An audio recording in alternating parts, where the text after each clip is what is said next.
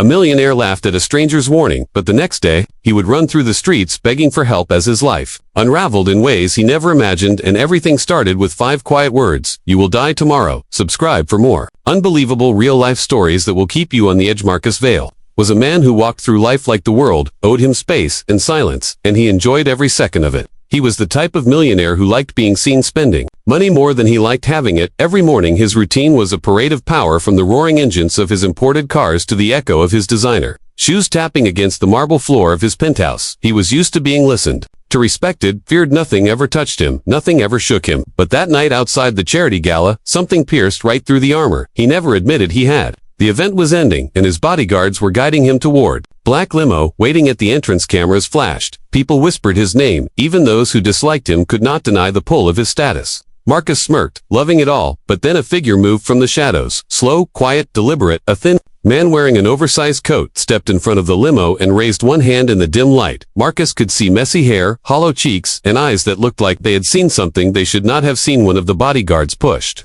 the stranger back, but the man did not resist. He just stared straight at Marcus and said with a calm, steady voice, "You will die tomorrow." The words hung in the cold air. A few guests gasped. One woman stepped back, clutching her purse, but Marcus only laughed, a deep, careless laugh that echoed off the glass walls of the gala entrance. He waved his hand dismissively and leaned closer with a grin. "Tomorrow. Huh, good to know." The bodyguards shoved the man aside, and the limo door closed, triggering the warm, quiet isolation Marcus preferred. Through the tinted window, he watched the stranger standing still under the glow of the street lamp.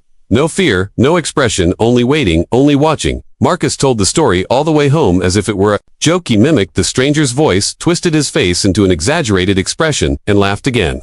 His driver chuckled awkwardly, and his assistant forced a laugh too. Everyone laughed, except the stranger outside. The next morning, Marcus woke with the same smug grin. He stretched, looked over the skyline, and muttered to himself, "Die tomorrow. People will say anything for attention." He showered, scrolled through messages, and prepared for a day of meetings and money. But the first sign of something wrong came just an hour after sunrise. His broker called with panic in his voice, saying that one of Marcus's most stable investments had crashed overnight. A sudden, unexpected freefall. Millions gone in minutes. Marcus brushed it off, telling himself it was the market, nothing more. But then another alert came, and another, and another. 4 different business partners backed out of deals with him before noon, each giving vague excuses.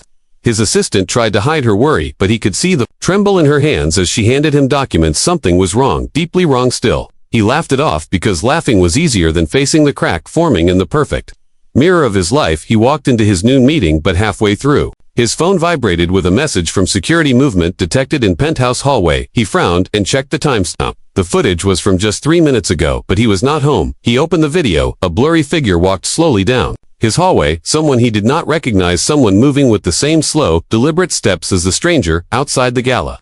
Marcus' heart kicked in his chest, and for a moment he forgot to breathe. But a second message arrived, saying the footage might be a glitch and that sensors could misread shadows. He forced another laugh, forced himself to breathe, forced himself to believe everything was fine. But deep down, something had started to rot in his certainty when he stepped out of the meeting. Hours later, the same black SUV he noticed that morning was still sitting half a block away, engine running, windows tinted, facing him. Marcus tightened his jaw. Maybe coincidence, maybe not. He looked at his watch. The sun was starting to lower, and for the first time he remembered the stranger's words, "You will die tomorrow." His confidence began to fade, not entirely, just enough to make room for a very small, very real fear. By the time the sun touched the tops of the buildings, Marcus felt something watching him, following him, tracking him. He hurried down the street, checking over his shoulder. His phone buzzed again.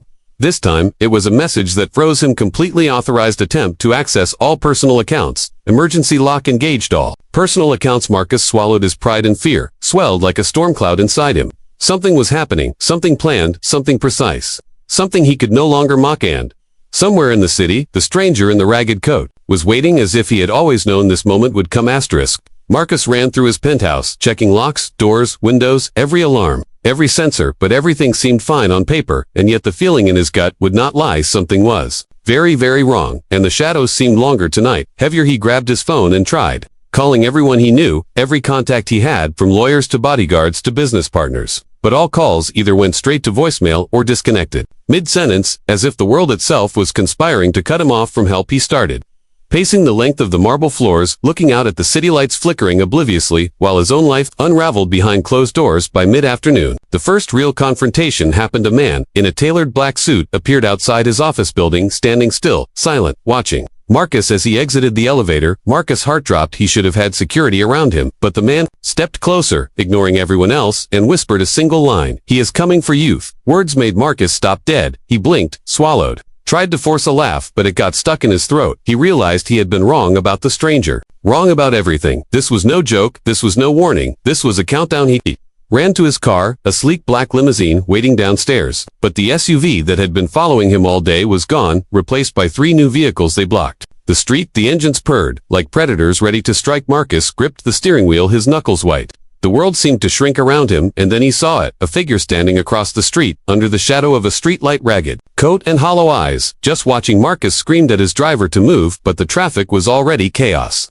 Honking engines, people running in panic. Some instinct made him leap from the car into an alley. He ran blindly past dumpsters and fire escapes. Slipping and sliding on wet concrete, the city suddenly unfamiliar, alien, threatening. He had nowhere to turn. Every corner seemed to lead him back to the same figure. The stranger finally. Marcus stopped, panting against a brick wall, chest heaving, soaked in sweat and fear. The man approached slowly, calm, deliberate. Marcus tried to speak, tried to demand answers, tried to find his usual smug confidence. But nothing worked. Please, I don't care what it costs. I need help. The stranger nodded slowly. Then he said, I warned you. Marcus swallowed, tears burned his eyes, pride and arrogance stripped away. In one afternoon, he was no longer the man in control. He was the man being hunted. The stranger led him through a maze of alleys, streets, back doors, unknown paths only. He seemed to know. They avoided surveillance cameras, sidestepped black SUVs, moving with precision like hunters. Marcus stumbled behind him, heart pounding, every sound echoing like a gunshot in his head. Finally, they stopped on a deserted bridge overlooking a river reflecting the dying sun. The stranger turned to him and explained, in a voice low and cold, I used to know a man like you. I trusted him. I lost everything, but I did not come for revenge. I came to warn you. The people trying to kill you are not ordinary criminals. They know how to move undetected, how to strike unseen. I was lucky once. You may not be. Marcus shook his head, tried to process the arrogance gone, replaced with raw terror. I don't understand. I laughed at you. Yesterday I mocked you. Why would you help me? Because sometimes survival is not about justice. It is about seeing the danger before it is too late. Sudden noise behind them made Marcus spin. A shadow moving across the bridge, 3 men stepping into view, weapons glinting in the last light of the sun. The chase had begun. Marcus ran, the stranger guiding him through every step, every turn.